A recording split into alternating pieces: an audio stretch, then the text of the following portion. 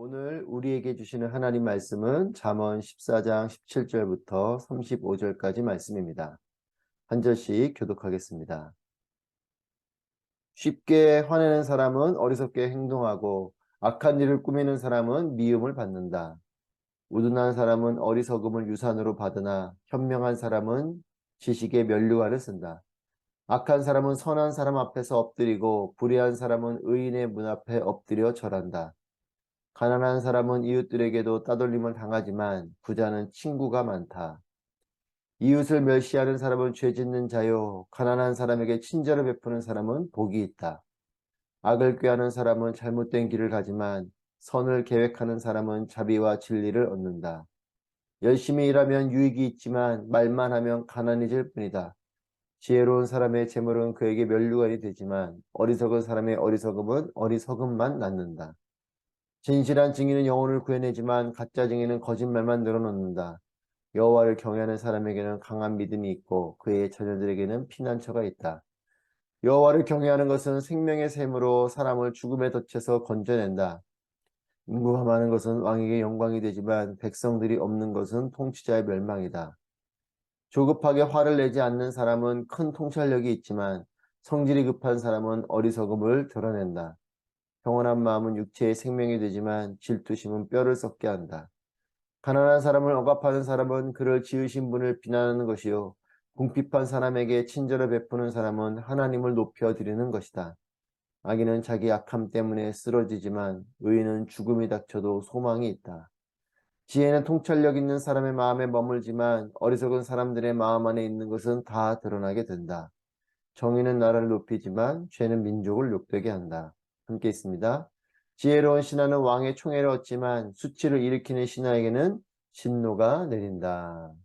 아멘. 오늘도 우리에게 말씀하시고 살아 역사하신 하나님을 찬양합니다. 하나님의 은혜가 여러분들 가운데 충만하시기를 축복합니다.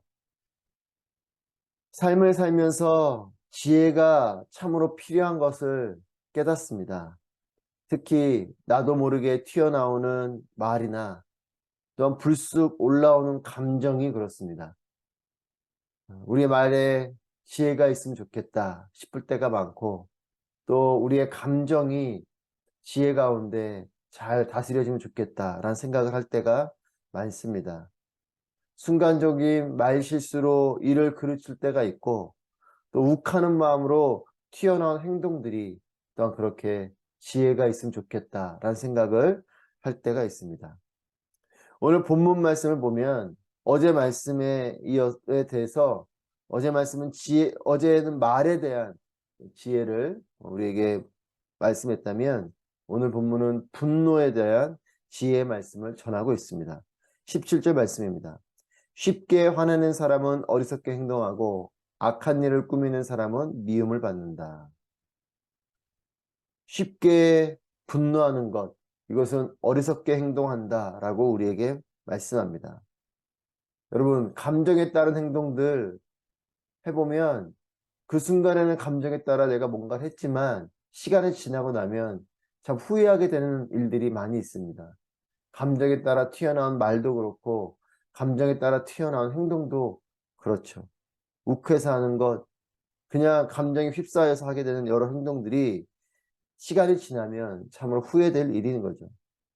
29절 말씀해 보시면 이것을 동일하게 또 말씀하고 있습니다. 조급하게 화를 내지 않는 사람은 큰 명철이 있지만 성질이 급한 사람은 어리석음을 드러낸다.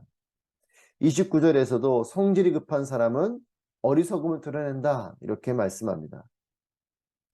여러분, 조급하게 화를 내지 않는 사람, 이 사람에게 큰 명철이 있다라고 29절에서는 말씀합니다. 여러분, 큰 명철에 대해서 영어 성경에서는 그것을 understand로 말하고 있어요. understanding, 이해한다 라는 거죠.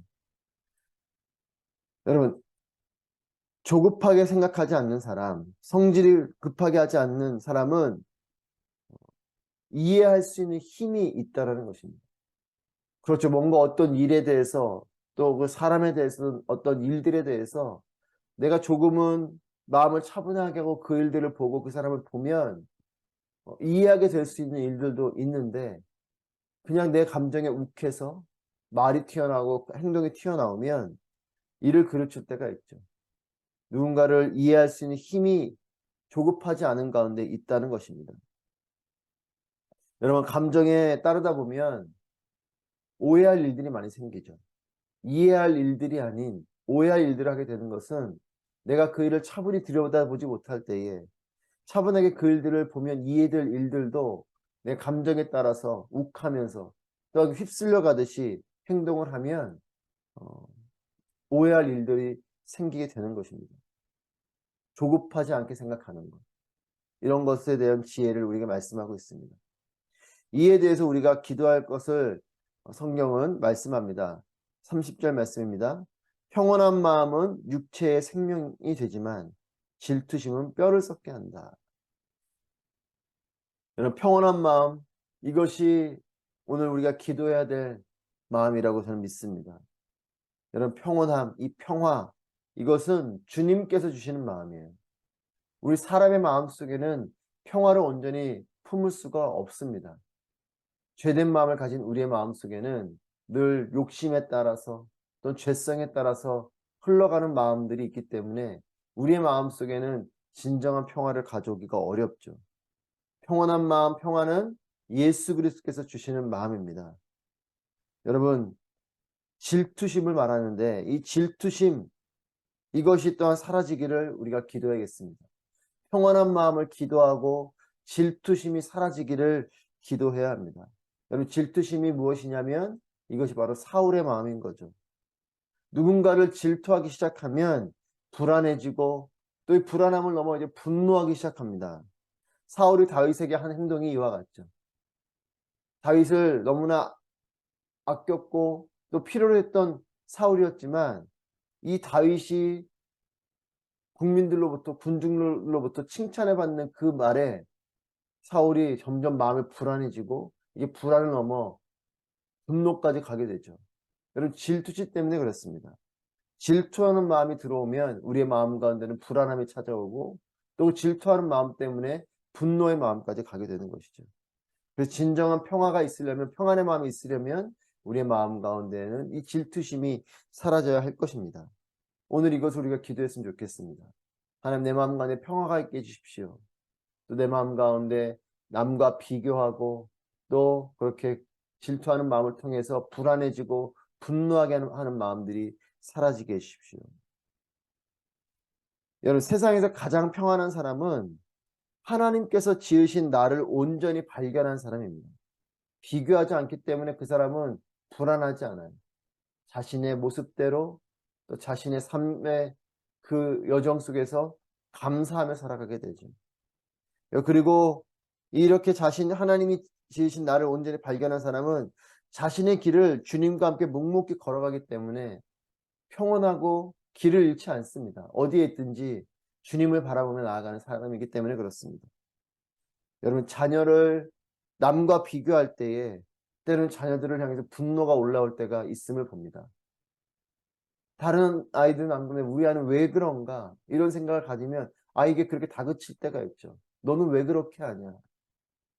여러분, 질투하면 평안이 깨지고 분노로 가득해집니다. 질투의 마음이 사라지고 나의 삶을 하나님 편에서, 그래, 내게 주신 하나님의 모습이, 하나님께서 주신 삶이 자녀들을 향해서도 그 모습 그대로 우리가 사랑하고 받아들이고, 그렇게 하면 비교의 마음이 사라지면 여러분, 분노가 올라오는 것이 아니라 그냥 그 모습 그대로를 이해할 수 있고 그런 마음이 되죠. 여러분, 평안은 주님께서 주시는 것입니다. 그렇기 때문에 평안을 기도하는 우리 모두가 되기를 바랍니다. 그리고 질투의 마음이 아니라 인정하고 사랑하는 마음을 주시기를 기도하기를 원합니다. 그리고 또 하나 우리에게 주시는 지혜가 있습니다. 오늘 본문을 통해서 주시는 지혜는 물질에 대한 것입니다. 여러분, 지혜가 필요한 것들은 잘 사용하면 복이 되지만 잘못 사용하면 화를 불러일으키는 것들, 이런 것들이 우리에게 지혜가 필요한 것들이에요. 말이 그와 같고 또 물질이 그와 같습니다. 말도 잘 말을 사용하면 복이 되지만 말을 잘못 사용하면 화가 되죠. 물질도 마찬가지입니다. 이 물질을 잘 사용하면 우리에게 복이 되지만 이 물질을 잘못 사용하고 이 물질에 대한 잘못된 마음을 가지면 이것이 오히려 화가 되기도 합니다. 여러분 그래서 뭐 로또나 이와 같은 것들을 당첨된 사람들이 잘못되는 인생으로 가는 경우들이 종종 있죠. 물질 자체가 문제가 됐기보다는 그 물질을 어떻게 받아들이고 어떻게 사용했는가에 따라서 그의 삶이 달라지는 것입니다. 지혜가 필요한 것이죠. 20절부터 21절 말씀해 보시면 가난한 사람은 이웃들에게도 따돌림을 당하지만 부자는 친구가 많다. 이웃을 멸시하는 사람은 죄 짓는 자요 가난한 사람에게 친절을 베푸는 사람은 복이 있다. 여러분 가난한 자들은 도움을 줘야 하는 사람들이기 때문에 사람들이 부담스러워합니다. 그런 사람들이 나에게 가까이 있고 할 때 부담스러워하죠. 반면에 또 부자들은 그들의 부유함의 혜택을 기대하면서 가까이 하는 이런 경우들도 있습니다. 여러분 우리 모두는 누구든 가난한 사람이 되기보다는 부유한 사람이 되기를 소망하죠. 여러분이 부유한 사람이 되기를 소망하는 그 마음이 잘못된 것은 아닙니다. 저는 여러분도 모두가 부유하게 되시고 부자가 되시기를 바랍니다. 그런데 부자가 돼도 중요한 것은 좋은 부자가 되어야 되는 것이죠. 21절에 말한 것을 보면 하나님은 나누고 베푸는 것을 우리에게 말씀하고 있죠. 여러분 부를 주신 하나님을 바라봐야 합니다. 내가 부유하게 됐을 때에 내가 뭔가 부뿐만 아니라 내가 어떤 것을 얻게 되고 어떤 자리에 오르고 했을 때에 그것을 주신 분이 하나님이시다. 이 믿음의 눈을 우리가 가지고 있어야 됩니다. 물질을 주신 분은 하나님이시죠. 여러분 그래서 물질을 물론 내가 열심히 벌어서 얻은 물질이지만 이 물질을 그냥 함부로 사용하고 흥청망청 사용하고 이렇게 살아가는 것이 아니라 그 부를 주신 하나님을 바라보며 살아가는 것. 여러분 지혜는 결국 무엇이냐면 내 삶의 모든 것을 하나님을 통해 바라보고 내 삶의 모든 것을 하나님을 통해 깨닫고 내 삶의 모든 것을 하나님을 통해서 해석하고 결정하고 행동하는 그 모든 것이 지혜로움인 것이죠. 물질도 이 부도 하나님을 통해서 볼 때에 여러분 부를 주신 하나님을 기억하고 그 하나님을 주시는 마음에 따라서 이 부를 가난한 자들에게 나누고 베풀어 줄 수 있는 삶이 된다면 여러분 우리는 이 부에 대한 지혜를 갖는 사람이 될 것이에요. 여러분 그럴 때에 24절 말씀을 보십시오.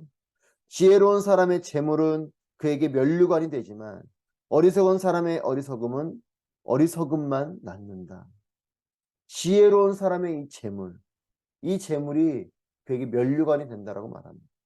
여러분 물질이 어떤 사람에게는 이와 같이 하나님의 복을 받는 하나님께 영광이 되는 통로가 되기도 하고 어떤 사람에게는 자신에게 화를 불러일으키는 일이 되기도 합니다.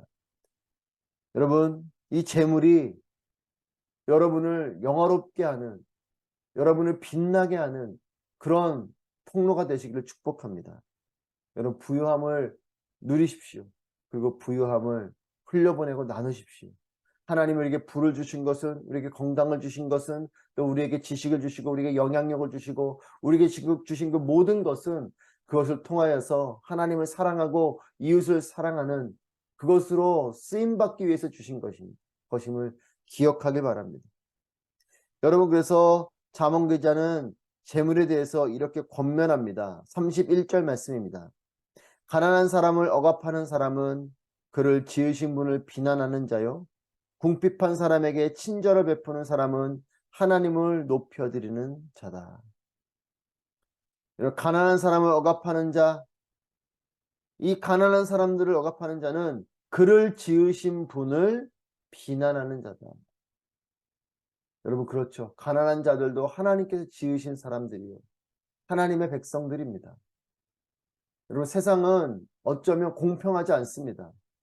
누구는 더 건강하고 또 누구는 건강하지 못하고 누구는 더 부를 많이 가졌고 누구는 또 부를 가지지 못하고 누군가는 지식을 더 많이 가졌고 누군가는 지식이 부족하고 물론 어떠한 영역에 대한 비교이긴 하지만 여러분 그렇게 볼 때에 세상은 다 평등하지 않습니다.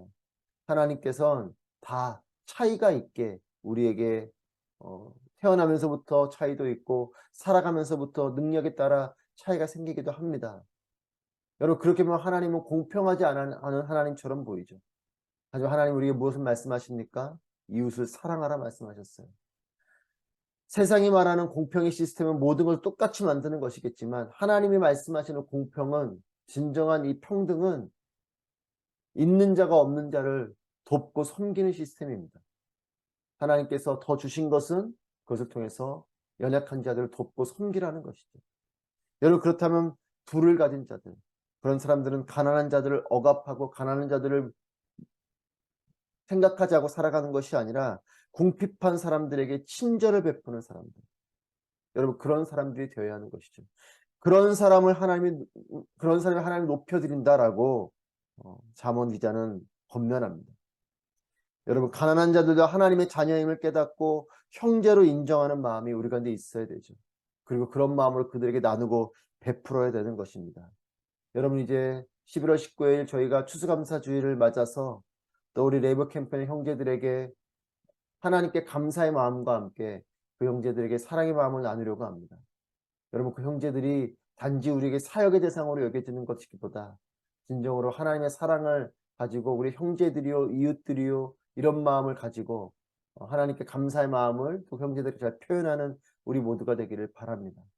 하나님 그냥 우리 선물 하나 주는 이런 마음 정도가 아니고 정말 사랑의 마음을 담고 또 그것을 계기로 또 우리 주변 이웃들을 돌아보게 되는 그런 마음들이 있게 되기를 바랍니다.